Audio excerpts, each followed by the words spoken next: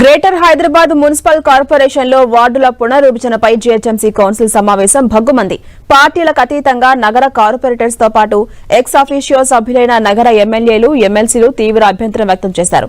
అశాస్త్రీయంగా జరుగుతున్న డివిజన్ల పునర్విభజన నగర ప్రజలకు శాపంగా మారబోతుందని వారు మండిపడ్డారు. వెంటనే ప్రభుత్వం పునరాలోచించి అన్ని అంశాలను పరిగణలోకి తీసుకున్నాకే తుది నోటిఫికేషన్ జారీ చేయాలని వారు డిమాండ్ చేశారు. డీలిమిటేషన్ గెజెట్ పేపర్స్ ను చింపేయడంతో సభలో గందరగోళం నెలకొంది. ఎంఐఎం, కాంగ్రెస్ కార్యాలయాల్లో వార్డుల విభజన చేపట్టాలని బీజేపీ కార్పొరేటర్లు ఆరోపించారు. దాంతో ఒక్కసారిగా సభలో గందరగోళం ఏర్పడింది. సభ కంట్రోల్ కాకపోవడంతో మేయర్ సభను వాయిదా వేశారు. దాంతో బీజేపీ కార్పొరేటర్లు జీహెచ్ఎంసీ ప్రధాన కార్యాలయం ముందు బైఠాయించారు.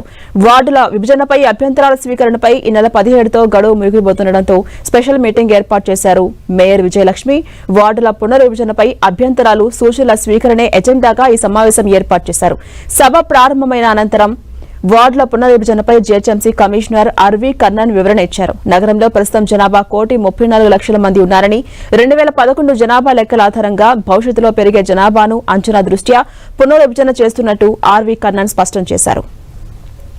ఇక వార్డుల పునర్విభజన రాజ్యాంగ స్ఫూర్తికి విరుద్ధంగా చేస్తున్నారని బీఆర్ఎస్ మండిపడుతోంది. వార్డుల డీలిమిటేషన్ ప్రక్రియపై అభ్యంతరం తెలిపిన బీఆర్ఎస్ ఎక్స్ అఫీషియో సభ్యులు తలసాని శ్రీనివాస్ యాదవ్ వార్డుల పునర్విభజన చిందరవందరగా ఉందన్నారు.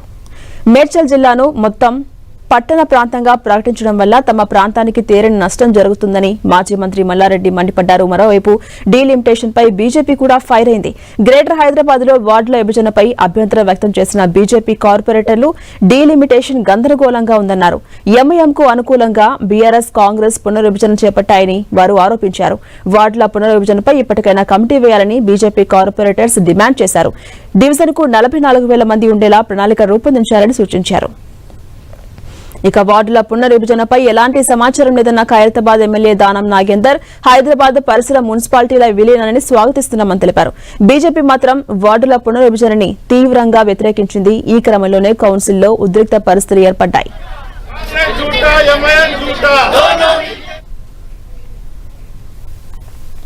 సెంటర్ ఫర్ గుడ్ గవర్నెన్స్ కు కాన్స్టిట్యూషనల్ శాంటిటీ లేదు.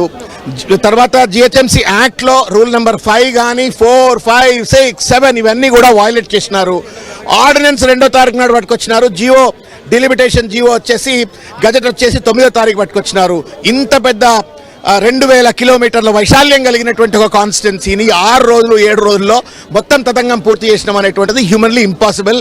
వాళ్ళు ముందే నిర్ణయించుకొని జీవోల తర్వాత పట్టుకొచ్చి ప్రజల మీద రుద్దేటువంటి ఒక దుర్మార్గమైన అనుమూల రాజ్యాంగ నియంత్రణతో పనిచేస్తా ఉంది తప్ప అంబేద్కర్ రాజ్యాంగం కాదు.